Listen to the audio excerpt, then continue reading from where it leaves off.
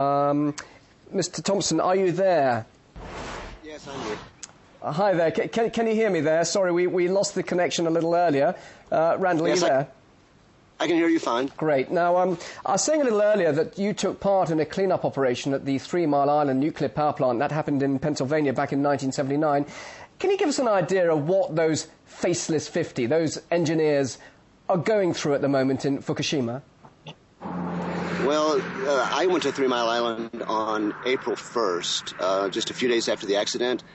By the time I arrived, it was still pretty much of a chaotic scene, and I was the senior surveillance technician at that site. I was the person in charge of changing the radioactive charcoal filters that measured the outgoing gases and particulates from the vent stack. What the people in Japan are going through right now is kind of hard to tell because no one has access to them as far as I've been able to see. And I fear for their safety. In fact, I fear for their lives. But what about you? You were presumably risking your life. Well, as a health physics technician, I think we are better equipped than most people to deal with radiation exposure.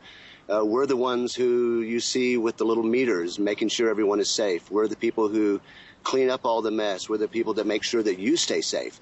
And so in order to do that effectively, we, of course, have to stay safe or we'd get burned out. Radiation exposure in a working environment is very tough, and the HP's job, the health physics technician's job, is to make sure that the workers are not overexposed as they do their job. Sometimes the radiation is so high that a person going into, say, a hot room can only be inside there for maybe 3 minutes, 4 minutes, and then they have to come out. Someone else has to go in to finish their job. So you can imagine the intensity.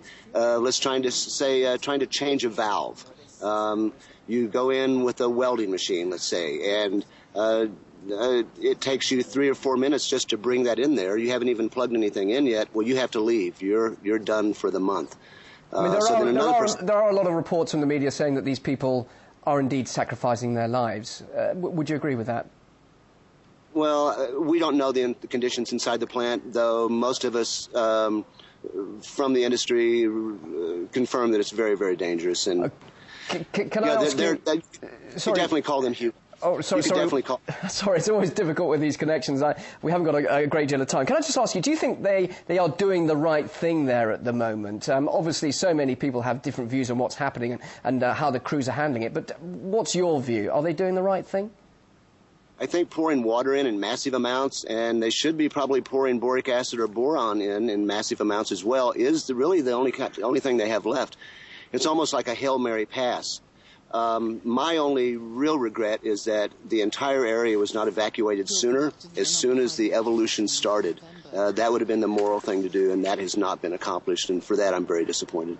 Are you encouraged by the fact we're reporting now that electricity has indeed been restored and there could be a chance of restarting the cooling system? Because it all depends on that, doesn't it, really, getting those cooling pumps going again?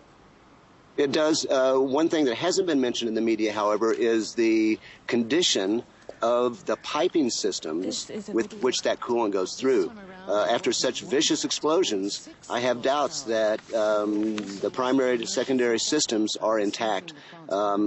It can never hurt to get more water in. I heard yesterday, or I think this morning, they got the diesel generators running that's going to help pump. So every little bit helps. There's no doubt about it.